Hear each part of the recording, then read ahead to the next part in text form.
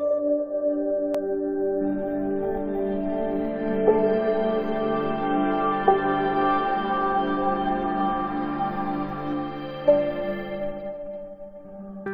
सभी लोगों को मेरा नमस्कार। जय मां चंडी, जय शंकर। मैं आप सभी लोगों को और एक नए वीडियो में स्वागत करता हूं। बहुत सारे साधक होते हैं जो लोग वैष्णव साधक होते हैं तथा नॉर्मल भी साधक होते हैं, जो लोग अपने घर के दुविधा तथा अपने निजी जीवन के दुविधाओं के कारण बहुत सारे लंबे दिनों का साधना नहीं कर सकते।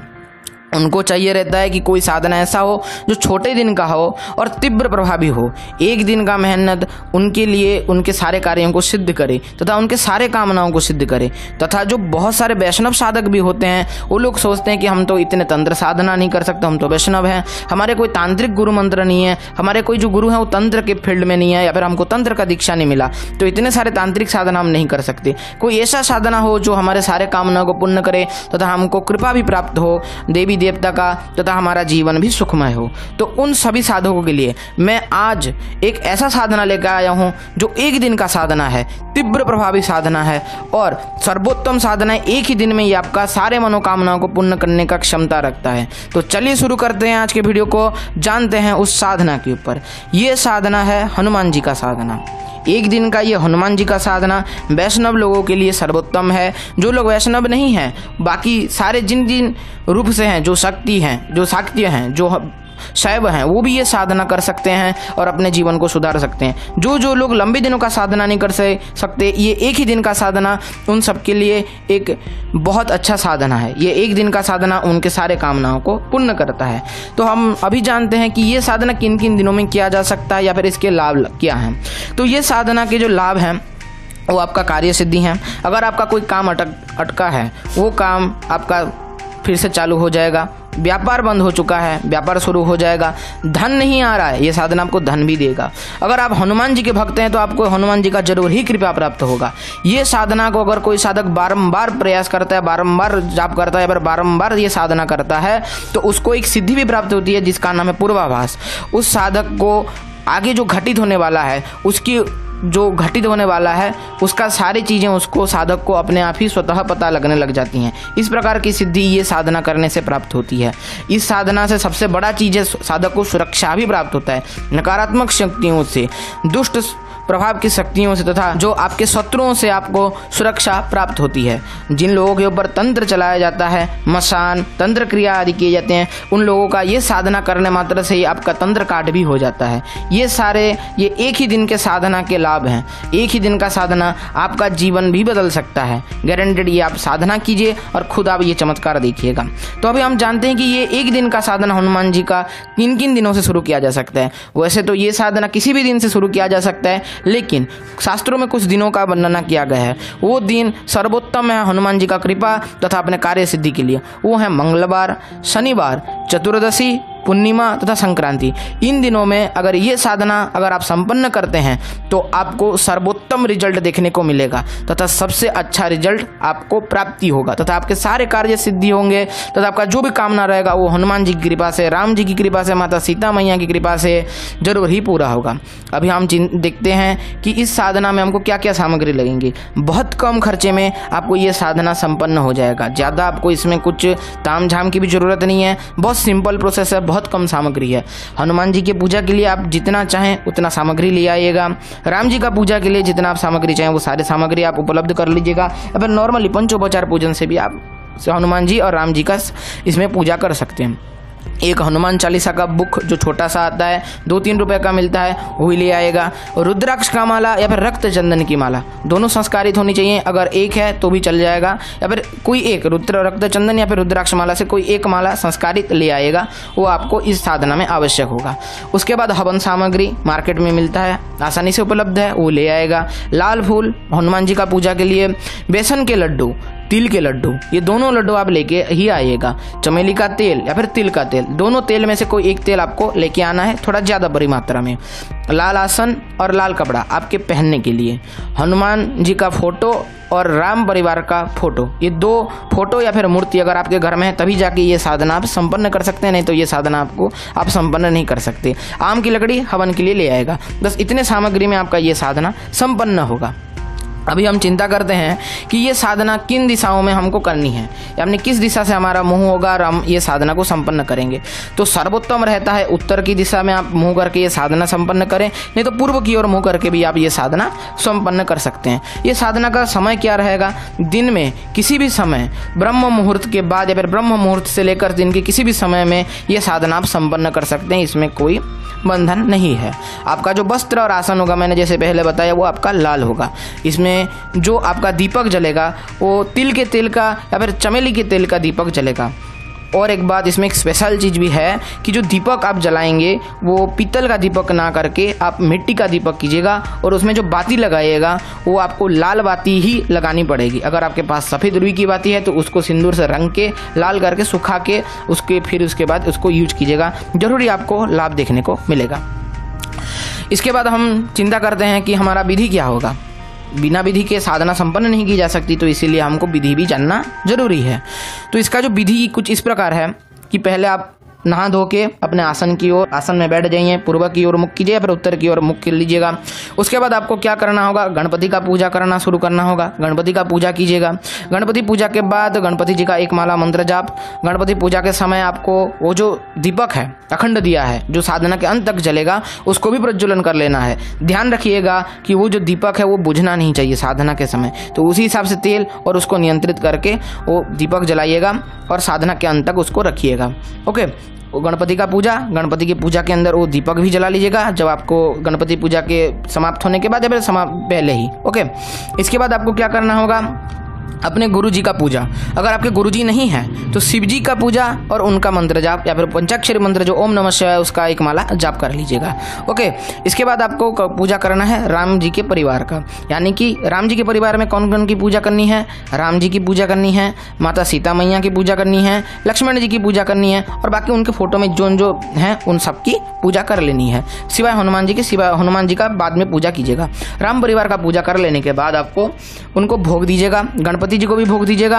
अगर आपके जो गुरु हैं अगर वो शिव जी हैं तो उनको भी भोग देके उनका भी जाप कीजिएगा। ओके, उसके बाद हम आ जाते हैं संकल्प पे। आपको संकल्प क्या लेना है वो सुनिए। आपको संकल्प लेना है कि मेरा नाम यह है, मेरा गोत्र यह है, मेरे पिता का नाम यह है, मेरी माता का नाम यह है, मैं इस स्थान का निवासी हूँ। आज मैं सभी देवी देवताओं को साक्षी मानते हुए मैं संकल्प लेता हूँ कि मैं हनुमान जी का पूजा के साथ ओम हंग हनुमते रुद्रात्मकाय हुम फट इस मंत्र के संपुट से 11 पाठ हनुमान चालीसा का करूँगा और उसका दशांश हवन करूँगा। इससे हनुमान जी प्रसन्न हो तथा मेरा ये कार्य को पूर्ण करें बोल के आप इस तरह से अपने कार्य सफलता के लिए संकल्प ले लीजिएगा। या फिर मैंने जैसे बोला इस तरह संकल्प ले सकते हैं, या फिर अपने भाषाओं में अपने हिसाब से आप संकल्प ले ही लीजिएगा। ओके, इसके बाद ये आप संकल्प ले लीजिएगा। संकल्प के बाद विधिवत हनुमान जी का पूजा कीजिएगा। हनुमान जी के पूजा में उनको सिंदूर, भोग, जो चोला चढ़ाते हैं हनुमान जी को वो चोला भी चढ़ाइएगा। अगर आपकी इच्छा है तो चढ़ाइए, नहीं तो कोई प्रॉब्लम नहीं। दशोपचार, पंचोपचार जैसा आप हो सके, धूप, दीप, नैवेद्य, वस्त्र, गंध आदि से आप उनका पूजा कीजिए। हनुमान जी को जरूर ही लाल फूल अर्पित कीजिएगा, हनुमान जी को बहुत प्रिय रहता है। ओके, उसके बाद हनुमान जी को आपको बेसन के लड्डू और तिल के लड्डू का भोग लगाना है। दोनों को एक प्लेट में रख लीजिएगा। तांबे का प्लेट है तो बहुत अच्छी बात, नहीं तो पीतल के प्लेट में या फिर किसी जगह पे रख के आप उनको जरूर ही भोग लगाइए। ओके, भोग लगाने के बाद हनुमान जी को प्रणाम कीजिएगा, उनसे प्रार्थना कीजिएगा, आज्ञा मांग लीजिएगा, राम जी से आज्ञा मांग लीजिएगा, गुरु जी से आज्ञा मांग लीजिएगा और साधना को शुरू कीजिएगा। हनुमान पूजा कर लेने के बाद आपको क्या करना है, आपको रुद्राक्ष की माला से या फिर रक्त चंदन की माला से 11 माला ओम हंग हनुमते रुद्रात्मकाय हुम फट इस मंत्र का आपको 11 माला पहले आसन के ऊपर एक ही सेटिंग में बैठ के जाप कर लेना है। ओके, बहुत साधकों को दिक्कत होती है, फिर भी ये साधना थोड़ा लंबा है, मैंने जैसे पहले ही बोल दिया था। तो ये साधना लंबा होने के कारण थोड़ा कष्ट उठा लीजिएगा, क्योंकि कार्य सिद्धि भी तो आपकी होने वाली है। तो इसी तरह से आपको 11 माला इसी मंत्र का एक ही आसन में बैठ के जाप कर लीजिएगा, हिलिएगा मत। ओके, जाप करने के बाद हनुमान जी को जाप समर्पित कर दीजिएगा। ओके, उसके बाद आपको क्या करना है, ओम हंग हनुमते रुद्रात्मकाय हुम फट इस मंत्र के संपुट करते हुए हनुमान चालीसा के प्रत्येक श्लोक में आपको संपुट करते हुए आगे और पीछे लगा के इस मंत्र को आपको 11 पाठ हनुमान चालीसा के करने हैं। जैसे ओम हंग हनुमते रुद्रात्मकाय हुम फट। श्री गुरु चरण सरोज रज निज मनु मुकुर सुधारी बनु रहु रघुबल विमल जसु जोधाय कुबलचारी। ओम हंग हनुमते रुद्रात्मकाय हुम फट। इसी तरह से आपको 11 पाठ हनुमान चालीसा के करने हैं। 11 पाठ हनुमान चालीसा के करने के बाद वो जाप हनुमान जी को समर्पित कर दीजिएगा। इसके बाद फिर से आपको क्या करना है, 11 माला ओम हंग हनुमते रुद्रात्मकाय हुम फट, इस मंत्र का फिर से आपको हनुमान चालीसा का 11 पाठ करने के बाद एक ही आसन में, और एक बात इसमें मैं पहले ही बोल दूं कि ये जो जाप करेंगे आप एक ही आसन में बैठ के ही ये पूरा का पूरा साधना को संपन्न कीजिएगा। साधना के बीच आप उठ नहीं सकते या फिर हिल नहीं सकते, तो इसका ध्यान जरूर ही रखिएगा। तो इसके बाद 11 माला फिर से जाप कीजिएगा और हनुमान जी को जप अर्पित कर दीजिएगा। इसके बाद आपको क्या करना होगा, अब जब हवन करने के लिए आप उठ सकते हैं, कोई बात नहीं है। बहुत सारे लोगों का क्वेश्चन रहता है कि अगर आचार्य जी साधना में अगर हम उठ नहीं सकते तो हवन कैसे करें। तो हवन के लिए आप उठ सकते हैं, जाप इत्यादि समर्पित करके हवन के लिए तैयारी कर लीजिएगा। हवन में आपको क्या करना है मैं आपको बता दूं। इसमें जो आपका हवन सामग्री रहेगा, आपको उस हवन सामग्री में जो जैसे मार्केट में मिलता है वो हवन सामग्री ले आइएगा, उसको बाहर निकाल लीजिएगा अपने सामने। उसमें आपको तिल का तेल या फिर चमेली का तेल मिला लेना है। जिस तेल का आपने अखंड जलाया होगा, ध्यान रखिए, जिस तेल का आपने अखंड जलाया है वही तेल का इस हवन सामग्री में मिलाइएगा। हवन सामग्री के तिल का तेल मिला लीजिए। उसके बाद उसमें काला तिल और सफ़ेद तिल मिलाइए। काला तिल और सफ़ेद तिल मिला लीजिएगा, कपूर मिला लीजिएगा, इलायची मिला लीजिएगा, लौंग मिला लीजिएगा, गुग्गल मिला लीजिएगा तथा उसके साथ मिश्री और गुड़ भी मिला लीजिएगा। इससे हनुमान जी बहुत जल्दी प्रसन्न होकर आपका कार्य को सिद्ध करेंगे। तो इस तरह से मिला लीजिएगा और आपको 2 पाठ, जैसे आपने संपुट करके हनुमान चालीसा का पाठ किया उसी तरह से संपुट करते हुए हनुमान चालीसा का 2 पाठ का आपको हवन देना है। क्या किस तरह से देना है मैं आपको बता दूं। ओम हंग हनुमते रुद्रात्मकाय हुम फट। श्री गुरु चरण सरोज रज निज मनु मुकुर सुधारी वरणहु रघुबल विमल जसु जोधाय कुबलचारी।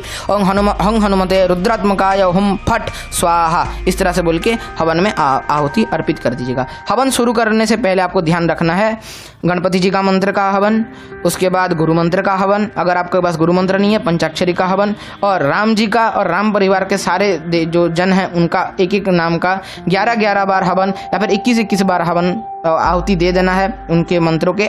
और उसके बाद ही हनुमान जी का इस पाठ का हवन करना है।